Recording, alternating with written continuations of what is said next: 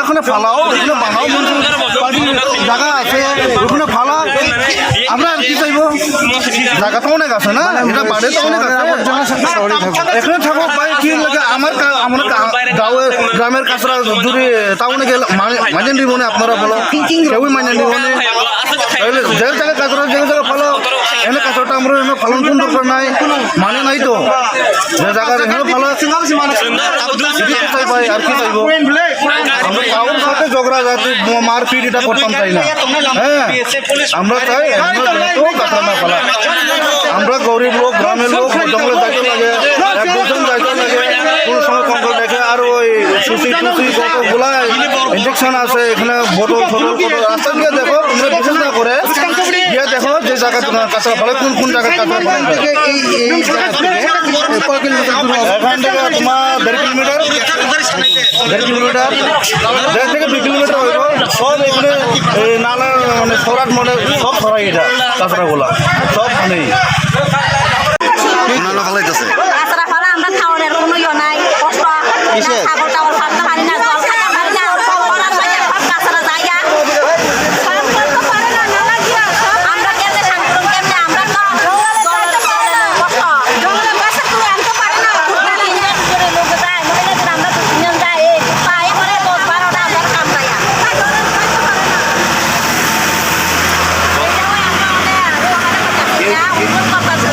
এই ব্যাপারে দিদি, এই ব্যাপারে এলাকার কেউ জানাইছেন নি? পুলিশ টুলিশ এই জানিনি এটা কইছে, তারা আশ্বাস কি দিছে? তারা কি কইছে?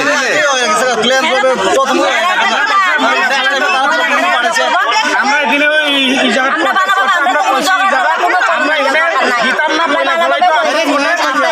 বেজাল আছে, আমরা থাকতাম পারি না,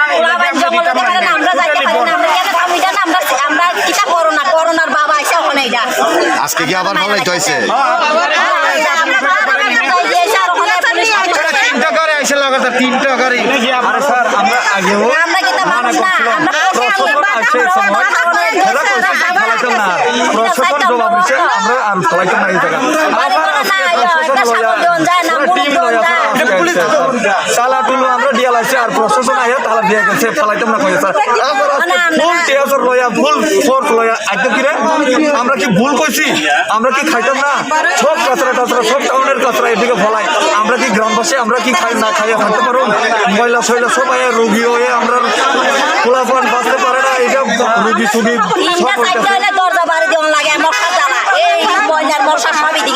গ্রামবাসী মানুষ না শহরের শেষ খাইছে, যেমন ইয়ান্তে ময়লা সয়লা টাউনে ময়লা সয়লা তোলাং চিন পারাতে এটা চিনু কাঙ্গা মানা খাইছে।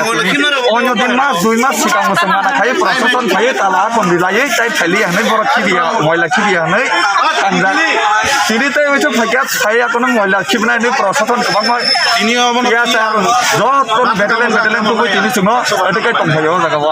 একটা কথা পরিষ্কার চিন পারা ভবাকে তো মিসক্রিয়েট বিনানে রিলিয়া ময়লা টোটালি বন্ড ফাটা মতো ময়লা মানে কই তুলে ফলাইতো তো মানে বড় বড় খায়া ইয়া নর বড় খিবনা নাই ময়লা যে জায়গা পড়ে খিবি এডিসি এলাকা যা যে বা টাউন এলাকা পড়ে খিবি তো চিনা এঙ্গা টোটালি বন্ড চিনা ইয়াং এলাকা কে টোটালি বন্ড তাহলে খিবি ইয়া তুমি মনে হচ্ছে রুগী গো তেয়াং দাদা কে করেইগো কারেন করেইগো এক সময় সন্তান মধ্যে তুমি মাটু কইও তুইও থাকি তুমি জায়গা তো মান চিনি রুগী আই নাই হুকুম বারা মানে বাগাইয়া টোটালি সরকার সময় বন্ড খাজিয়ে না প্রবলেমটা এখানে ডাম্পিং ইয়ার্ড আছে, আপনার বিএসএফ 7 বছর ডাম্পিং ইয়ার্ড। এখানে ময়লা মিউনিসিপালিটি ময়লা ফেলা হয়, গার্বেজ ফেলা।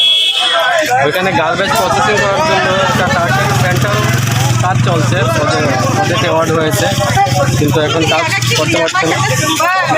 এলাকাবাসী বাধা দিচ্ছে, আমরা দেখলাম এলাকাবাসী কি বক্তব্য, তাদের বক্তব্য, তাদের লিডারশিপ না থাকলে বুঝতে পারছে না, সবাই মিলে কথা বলছে। আমাদের তাদের একটা টিম থাকা বা রেপ্রেজেন্টেটিভ থাকা দেওয়ার বক্তব্য এমনিতে সাদামাটা তারা কাজ এখানে চায় না, তারা ডাম্পিং ইয়ার্ড থাকে। কথা বলার জন্য কিছু লোক দরকার, কে কথা বলবে? এখানে সবাই মিলে চিৎকার করলে না হয় তাহলে এখন সে আবর্জনা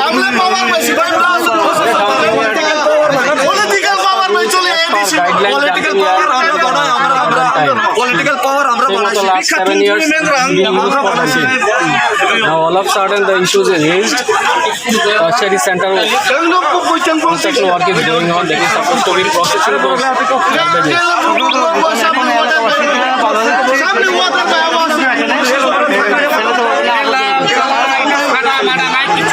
That is authority will decide.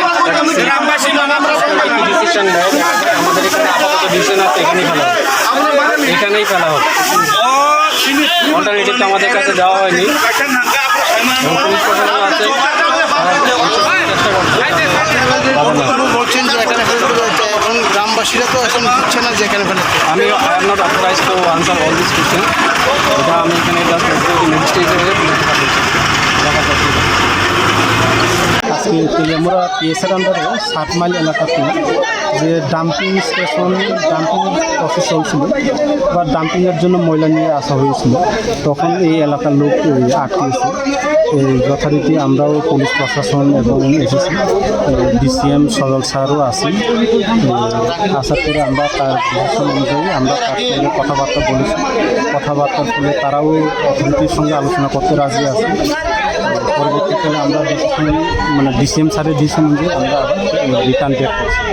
তো এখন আবর্জনাগুলো কই ফেলাবো, কী করবো এইসব কিছু করেছি না।